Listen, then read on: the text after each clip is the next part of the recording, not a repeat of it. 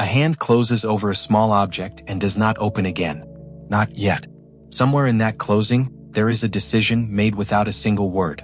You have felt this before, the moment when you almost told someone what you were planning, and then something in you simply did not. Not fear exactly. Something older than fear. A held breath that knew its own timing. There is a kind of person who moves through the world this way, quietly, without announcement. And we call them wise, though we rarely ask why silence and wisdom seem to travel together so often. We imagine the wise as generous with their knowledge, and in some ways they are. But watch closely and you will notice this. The things they know they tell freely. The things they intend they almost never do.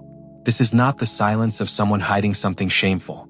It is a different silence entirely, the silence around a seed before it breaks the surface of the soil. You do not dig up a seed to check on it. You wait. And the waiting is not neglect. The waiting is the work. Every culture that has told stories about hidden masters, secret teachers, or quiet elders has circled this same idea from a different angle. The old counselor who answers questions but never states his plans. The healer who will describe the illness in full, but says nothing about the remedy until it is already working. The craftsman who lets you watch every motion of his hands, and still, somehow, keeps the shape of the finished object to himself until it exists. We could call this secrecy. That would be the easy reading and also the wrong one. Secrecy protects information because information is dangerous in the wrong hands. What we are circling here is something gentler and stranger, a form of protection turned toward the intention itself, as if an intention were a living thing that could be harmed simply by being looked at too soon. Think of your own unfinished thoughts. The ones you have not yet said out loud, not because you are ashamed of them, but because they are still soft, still forming. You know, somewhere in the body, that speaking a half-made thing can finish it wrong, can force it into a shape it was never going to take on its own, a shape built to please whoever is listening, rather than to fulfill whatever it truly was. This is the doorway into tonight's reflection. Not secrecy as concealment, silence as a kind of gestation. And underneath that, something more intimate still, a question about why we announce our intentions at all, who we are really speaking to when we do, and what we lose in that moment of speaking that we can never quite get back. We will move through this slowly, layer by layer, the way you might turn an old object over in your hands, feeling for the places where the surface gives way to something underneath. There is no conclusion waiting at the end of this, no secret finally revealed. Only a longer look at something you already sense, somewhere beneath the noise of your own explaining. So let the object stay closed in the hand a little longer. Let us begin there. Layer 1. The outer symbol first, the shape this takes in the world we can plainly see.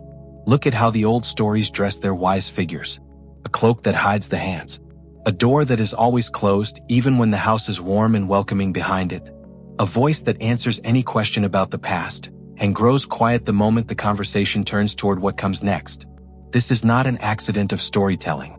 It is a pattern repeated so often across so many unrelated traditions, that it starts to feel less like a literary device and more like an observation about how real influence tends to behave. Consider the counselor at the edge of an old court, the kind who appears in tale after tale without ever being named the hero. He speaks in questions. He offers proverbs instead of plans. When the king asks him directly what should be done, he often answers with a story about someone else entirely, leaving the king to draw his own conclusion, as if the counselor understood something that most of us forget in the middle of an ordinary week. A plan spoken aloud becomes a target, and a plan kept close stays alive a little longer. There is a reason armies do not announce their movements before making them. There is a reason a negotiation loses its footing the moment one side reveals what they are truly willing to accept. This much is almost practical, almost strategic, and easy enough to understand on its surface.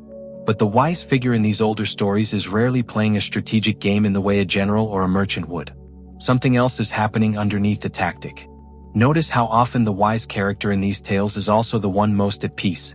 Not anxious about being caught out, not guarding a scheme the way a thief guards stolen goods. Their quiet has a different texture entirely, unhurried, almost amused, as though the withholding cost them nothing at all. This is worth sitting with for a moment. A secret that must be defended is heavy. A silence that simply asks for no defense whatsoever. So the outer symbol gives us this image, the closed door, the folded hands, the answer that turns into a question. And if we stopped here, we would have a fine observation about how wisdom is portrayed in old tales and nothing more. But the symbol was never only decoration. It is pointing at something underneath it, the way a shadow on the ground points back toward the shape that is casting it. And here the image begins to change form. Layer 2. Beneath the symbol, the inner meaning, the part that lives closer to the chest than to the eyes. An intention, when it first forms, is not yet solid. It is closer to weather than to stone, a pressure building somewhere behind the ribs, a direction the mind keeps leaning toward without quite committing. In this state, an intention is unbelievably easy to bend. Say it out loud to the wrong listener and you will feel it happen in real time, a small flinch in their face, a raised eyebrow, an encouraging word that somehow still manages to shrink the thing you were describing. You walk away from that conversation with a slightly smaller version of what you started with, and you may not even notice the difference until much later. This is the deeper reason behind the wise figure's silence, the one underneath the strategy and underneath the folklore. It is not that other people are enemies of your intention. Most of them mean you well. It is that other people cannot help responding to what you say through the shape of their own fears, their own histories, their own sense of what is possible. And an intention that has not yet hardened into form will absorb that response like wet clay takes a fingerprint. Once it is in there, it is difficult to press back out. There is an old idea, found in more than one tradition, that speaking a plan before it is ready invites a kind of premature judgment, not from some outside force keeping score, but simply from the nature of language itself. To name a thing is to fix it in place. And some things need to stay unfixed for a while longer, moving and changing shape in private before they can survive being named at all. Think of how differently a decision feels once you have said it out loud to 3 separate people, who each had an opinion about it. It rarely feels like your decision anymore. It feels like a compromise between what you wanted and what they were comfortable hearing. This is the quiet cost of announcing too soon. And it is a cost we pay constantly, almost without noticing, because our culture treats transparency as an unquestioned virtue, and treats privacy of thought as something bordering on suspicious. The wise figure in the old stories is not being evasive for its own sake. The withholding is a form of tending. A gardener does not explain the shape of the coming harvest to every passerby who glances over the fence, not because the harvest is shameful, but because it is still becoming. And becoming needs a kind of privacy that explaining tends to interrupt. And here the image turns inward one more time. Layer 3. Closer now. This is where the story stops being about wise figures in old tales and starts being about you. Think of the last time you told someone about something you had not done yet. A goal, a change, a plan half formed in your mind. Notice what you were truly looking for in that moment. Very often, underneath the surface reason, there is a quieter one. You wanted to be seen wanting it. You wanted the idea of the thing to exist somewhere outside your own head, confirmed by another person's attention, before you had done a single bit of the work required to make it real. There is nothing shameful in this. It is a deeply human reflex, the wish to be witnessed. But it is worth asking gently what you are trading for that moment of being witnessed. Because the instant an intention becomes a story you tell about yourself, it starts to serve a second purpose it was never meant to carry. It has to also maintain your image in the eyes of whoever is listening. And an intention with 2 jobs rarely finishes either one well. This is the quieter reason behind sacred silence, the one that has nothing to do with old counselors or ancient courts. Somewhere in you, there is a want that has not been spoken to anyone. Maybe it has not even been spoken clearly to yourself. Sit with that for a moment, not to force it into words, but simply to notice that it is there, breathing quietly under everything else you attend to during an ordinary day. The wise figure in the old story was never really withholding information from other people. Look again and you will see they were protecting a relationship, the one between themselves and their own becoming. That relationship needs a kind of privacy the world rarely offers on its own. You have to build it. A little silence held on purpose, around the things that are still soft. This does not mean disappearing from the people who care about you, or treating every plan as a secret to be guarded like treasure. It means noticing the difference between sharing something because it is ready to be shared, and announcing something because you need the announcement to feel real. One of these tends the intention. The other one spends it. If any of this has been resonating, here are a few ways to sit with it directly, not as instructions to follow, but as invitations you can take or leave. The first is simple. Choose one intention you are currently holding, something you have not yet told anyone. Sit with it in silence for a few minutes, hand resting over your chest, if that helps you locate it. Ask yourself only this. What does it feel like to let this stay unspoken a little longer? Not forever. Just longer than you normally would. Notice whether it feels like relief or restlessness or both at once. The second is a kind of listening practice. The next time you feel the urge to explain yourself to someone, why you are doing something, why you have chosen this path over another, pause before you speak. Ask privately what you are hoping the explanation will do. Sometimes you will find you only wanted to be understood. Sometimes you will find you wanted permission. Either answer is fine. The practice is simply in noticing before the words leave you. The third practice is slower, spread across several days if you choose. Pick one goal, however small, and keep it entirely to yourself for a full week. Work toward it quietly. Resist the urge to mention it, even in passing, even to someone you trust completely. At the end of the week, notice what changed and how the goal feels to you. Many people find it feels sturdier. Some find it feels lonelier. Both responses are worth paying attention to, without judging either one as the correct outcome. The fourth is closer to a small ritual than a practice. Write the unspoken intention down on a piece of paper, in your own handwriting, and fold it once. Then again. Then set it somewhere private. Not hidden out of shame. Just set apart, the way you might set aside a seed before planting season arrives. Let the physical act of folding stand in for the emotional act of holding something back with care, rather than fear. The fifth practice asks you to watch rather than act.